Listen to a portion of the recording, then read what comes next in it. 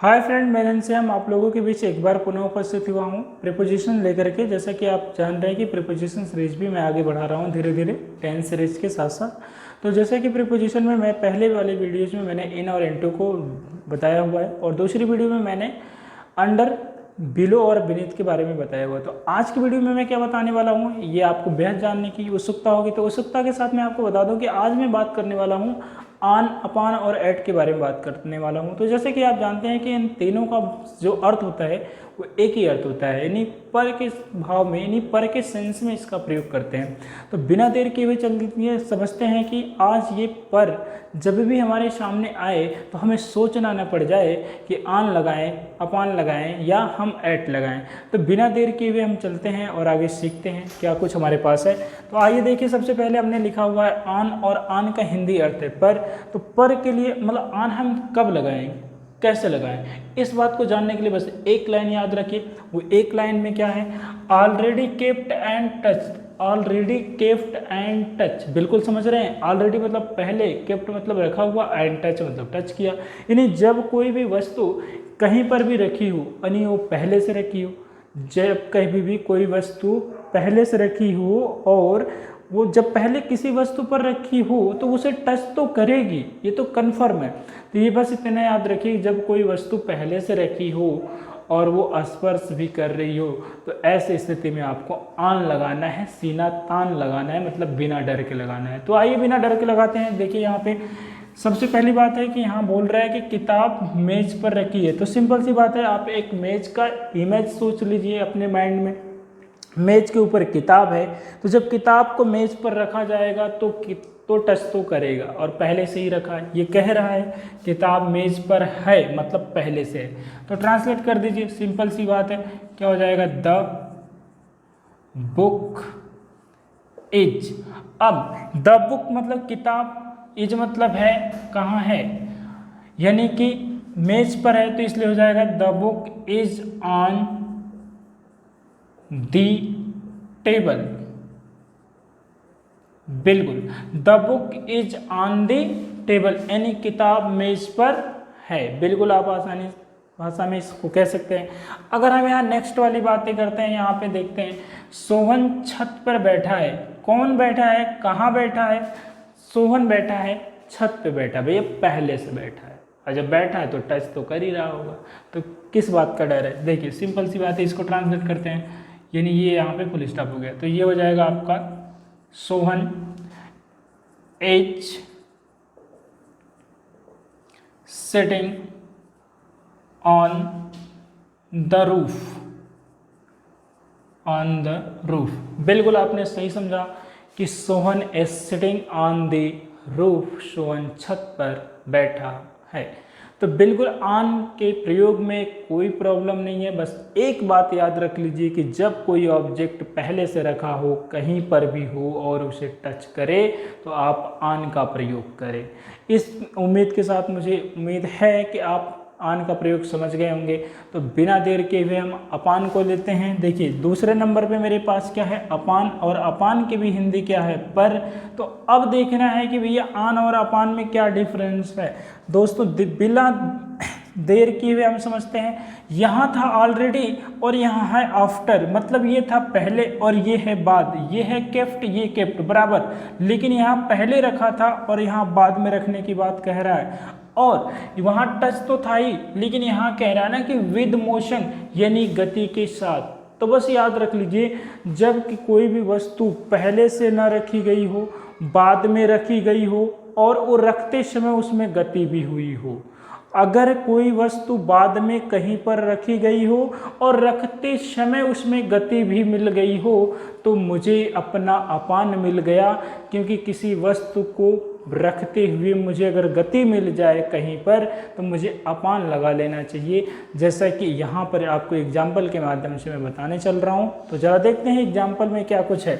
बिल्ली चटाई पर कूदी, आपने सही सुना, बिल्ली चटाई पर कूदी। तो आप समझिए बिल्ली पहले से चटाई पर नहीं थी, बिल्ली जब कूदी तो पहले से तो थी नहीं चटाई पर, जब कूदी होगी तो कहीं ना कहीं से कूदेगी, तो जंप करेगी भैया, कूद करके जाएगी तो गति तो होगी, और गति करके वहाँ पहुँच रही है, इसलिए अपान लगाना जरूरी है।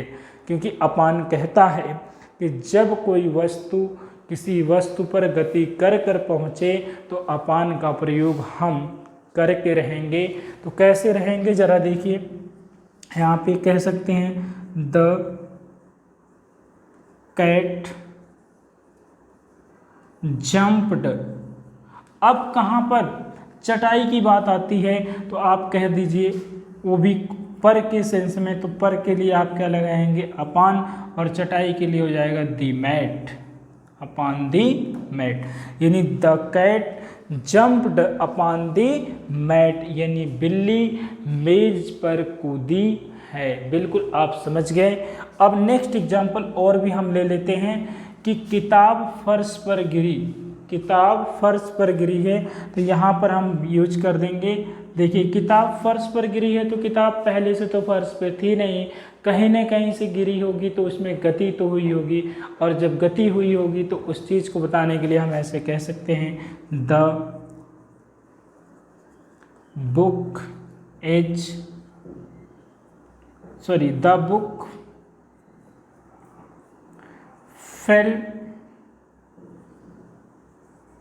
fell down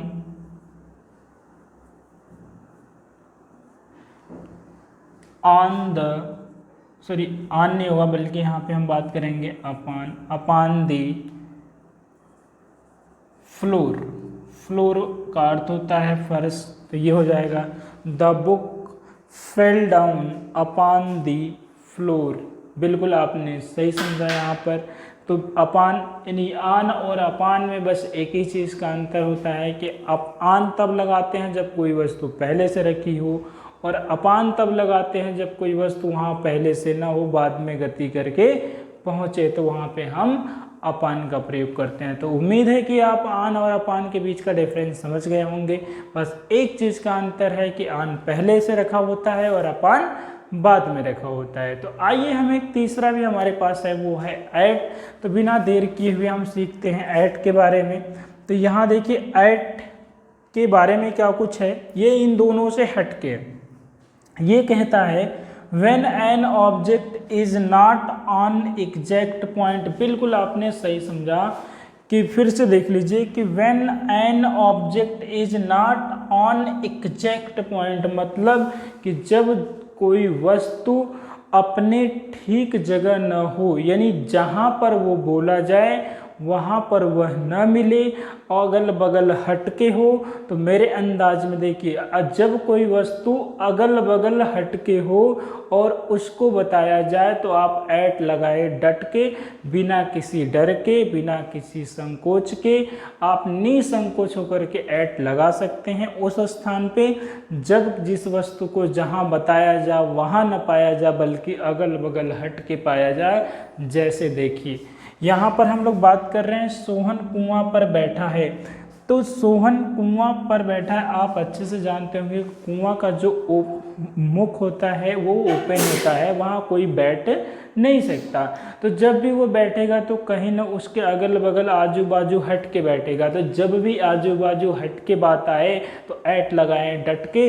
जैसे देखें यहाँ सोहन इज सिटिंग। अब पर की अंग्रेजी हम एट लगा रहे हैं, इस सेंस में लगा रहे हैं at the well. Sohan sitting at the well, मतलब देखिए Sohan sitting at the well मतलब कुएं पर बैठा है। तो आप समझ जाएंगे कि वो कुएं के अगल बगल ही कहीं ना कहीं तो होगा। अब जरा देखिए ये है भिखारी दरवाजे पर है। अब पता है कि दरवाजे के ऊपर न दीवार होती है, क्या होती है दीवार। अब भिखारी जब भी होगा तो कहीं ना अगल बगल ही खड़ा हो सकता है, दीवार के ऊपर कैसे आएगा, पॉसिबल ही नहीं है। तो मैंने तो सिंपल कहा कि जब कोई वस्तु जहाँ बताई जाए वहाँ न पाई जाए, अगल बगल हट के पाई जाए, तो ऐट हम डट के लगाएंगे। तो आइए लगाते हैं सिंपल। यहाँ हो जाएगा the beggar is at the door। the beggar is at the door मतलब भिखारी दरवाजे पर है। तो इसी के साथ साथ मैं उम्मीद करता हूँ कि आप लोग आज 3 प्रीपोजिशन सीख गए होंगे। ऑन, अपॉन और एट के बारे में आप सीख गए होंगे। तो जी दोस्तों, मैं उम्मीद करता हूँ कि आप लोग तीनों प्रीपोजिशन यानी पर के सेंस में आप अच्छे से सीख गए होंगे। आज क्लियर हो गया होगा। तो मैं आप लोगों से एक रिक्वेस्ट करना चाहूँगा, यदि वीडियोस आपको पसंद आती है तो आप लाइक, शेयर एंड सब्सक्राइब करना ना भूलेंगे, ताकि जिससे मुझे मोटिवेशन मिले और मैं और भी अच्छे ढंग से आपके सामने और भी प्रीपोजिशंस की सीरीज को बढ़ा सकूं और अच्छे से क्लियर कर सकूं। तो आज के लिए बस इतना ही है वीडियोज़ में। तो thank you for watching my video.